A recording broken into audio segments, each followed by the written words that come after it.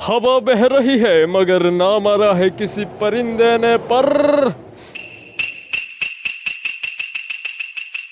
यह है हागेड़ा परिवार का घर।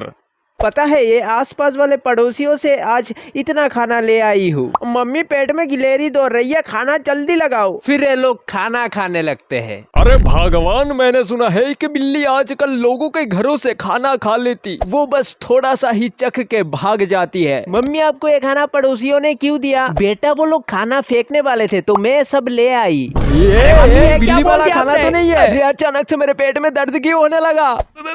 मैं हगने जा रहा। बेटा टॉयलेट पेपर यूज मत करना, लेकिन यह तो कबाड़ वाले से लिया हुआ कागज है बस। और इसी तरह हागे मारू हक दे मर गया। मजाक कर रहे हो भाई, ऐसा एंडिंग थोड़ी होगा। देखो भाई, मुश्किल से बहुत ही ढूंढने के बाद मुझे एक स्टोरी मिला जो कि अभी मैं तुमको सुनाऊंगा, लेकिन याद रखना कि लास्ट में हागेमारू की डेथ हो जाती है। इस कार्यक्रम को रोककर हम आपके लिए लाए हैं YouTube channel the mister biome show. ये वो वक्त नहीं रहा जब शैतानी करके लोगों को परेशान करते थे, जैसे चाहे वैसे हरकतें करते थे।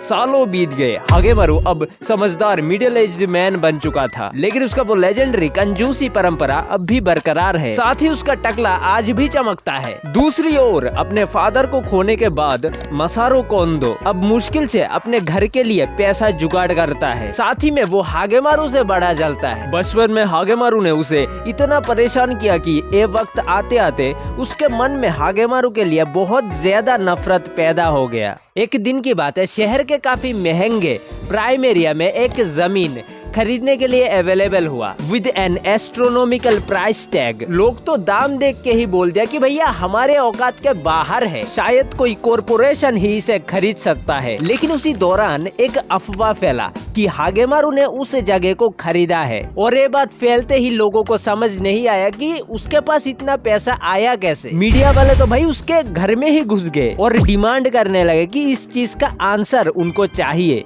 हागेमारू तब एक हल्का स्माइल के साथ उनको उसका सीक्रेट बताता है कि उसने बिजनेस से नहीं, लॉटरी से भी नहीं, ना ही जायदाद से ये पैसा जुटाया है, बल्कि उसने बस पैसा इकट्ठा किया था।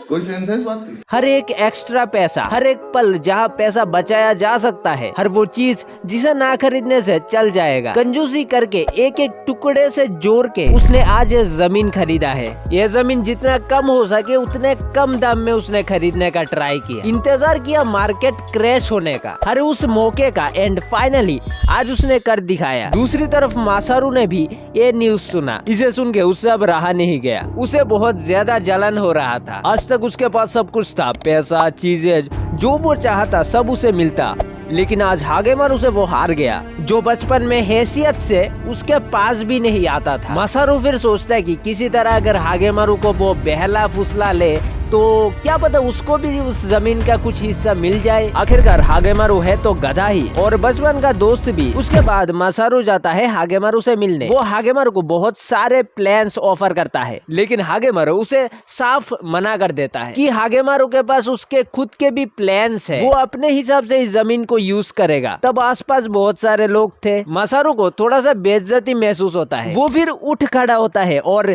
सीधा जोर जोर से चिल्लाते हुए बोलता है कि हागेमारू एक चोर है, उसने चोरी के पैसे लिए और ये जमीन खरीदा। लेकिन वहाँ पे जितने सारे लोग थे उनमें से कोई भी इस बात पे यकीन नहीं किया। आखिर में खुद की बेइज्जती होते देख मसारू यहाँ से चला जाता है। कुछ महीनों के बाद हागेमारू इंट्रोड्यूस करता है द हागेमारू लेगेसी प्लाजा।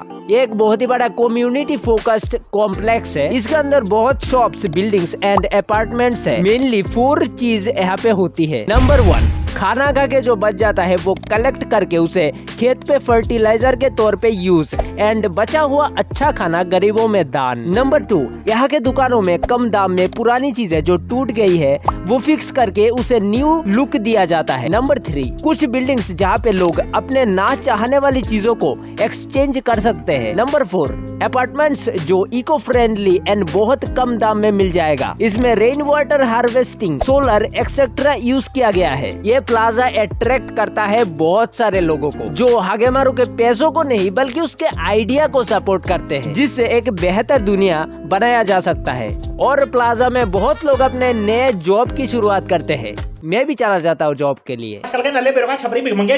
कुछ दिनों बाद हागेमारू के पास एक लेटर आता है। उसमें धमकी भरे शब्दों में लिखा था कि उसे ये प्लाजा छोड़ना होगा वरना इसका अंजाम बहुत बुरा हो सकता है। लेकिन किसने लेटर लिखा वो पता नहीं। दूसरी ओर एक कॉल आता है। कॉल में थी कोंदो की मॉम। वो कोंदो को बोलती है कि जॉब के सिलसिले में बाहर कहीं जा रही है वो, लेकिन कोंदो उनका कोई रिप्लाई नहीं देता। फिर अगले दिन हागेमारू ऑफिशियली प्लाजा को सबके लिए ओपन करता है। वहाँ खुशियाँ मनाई जा रही थी।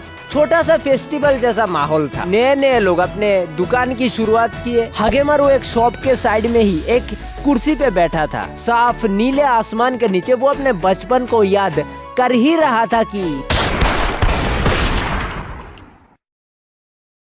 तभी जोर जोर से 3 से 4 गोली चलने की आवाज आती है। चारों तरफ मानो एक खौफ का माहौल बन जाता है। हम देखते हैं हागेमारू के सीने पे 2 गोली उसके आर पार हो जाती है और वो कुर्सी से नीचे गिर पड़ता है। एंड उसके सामने खड़ा था मसारू कोंदो अपने हाथ में बंदूक लेके।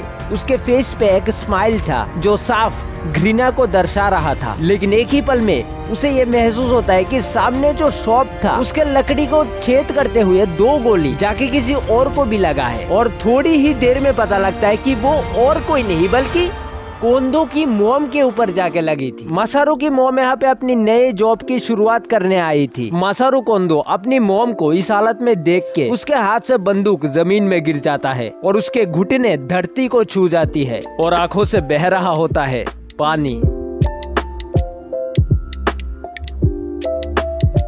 हागेमारू के जाने के बाद भी उसके प्लाजा में जितने सारे लोग थे उन लोगों ने उसके फिलोसॉफी को बरकरार रखा।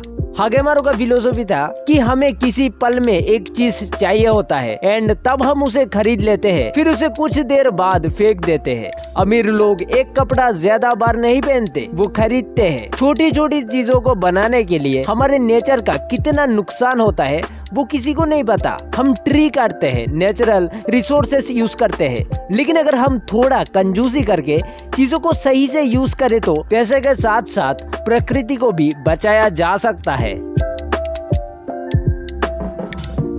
तो यह था भाई हागेमारू का एंडिंग। इतना बोलते बोलते गला खराब हो गया। देखो मैं ठीक से तो नहीं बताऊंगा कि यह स्टोरी मैंने कहाँ से लिया है, लेकिन गूगल ने हेल्प किया है और मैंने भी इसमें कुछ तड़का लगाया है। यहाँ पे क्लिक करके तुम ये वीडियो देख लो। मिलते हैं अगली वीडियो पे, उससे पहले बाय बाय। मेरा नाम है हागेमारू, मैं हगते हगते मरू।